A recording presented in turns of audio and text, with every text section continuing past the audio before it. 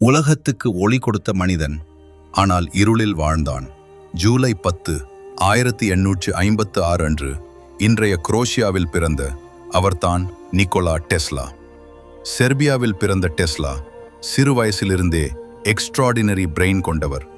1884 அமெரிக்காவிற்கு குடிபெயர்ந்தார். அவரது ஐடியாஸை பலர் நம்பவில்லை. மணி இல்லாமல் கஷ்டப்பட்டார். பல இன்வென்ஷன்ஸ் ரெக்கக்னிஷன் இல்லாமல் போனது. முக்கிய கண்டுபிடிப்புகள் ஏசி மோட்டார், டிரான்ஸ்ஃபார்மர், டெஸ்லா சுருள், டெஸ்லா கோயில், ரேடியோ தொழில்நுட்பம். அதில் ஏசி எலக்ட்ரிசிட்டி சிஸ்டம், அதுதான் உலகத்தை மாற்றியது. தாமஸ் எடிசனின் நேரடி மின்னோட்டத்திற்கு டிசி மாற்றாக பாதுகாப்பான மற்றும் திறமையான மாறுதிசை மின்னோட்டத்தை ஏசி அறிமுகப்படுத்தினார். இன்று உலகம் முழுவதும் பயன்படுத்தும் எலக்ட்ரிசிட்டி அவரது கண்டுபிடிப்பின் அடிப்படை.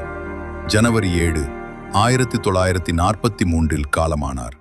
இவர் தனது வாழ்நாளில் பல கண்டுபிடிப்புகளை உருவாக்கினாலும் வணிக ரீதியாக வெற்றி பெற முடியாமல் உலகம் மறந்த விஞ்ஞானியாகவே கருதப்பட்டார்.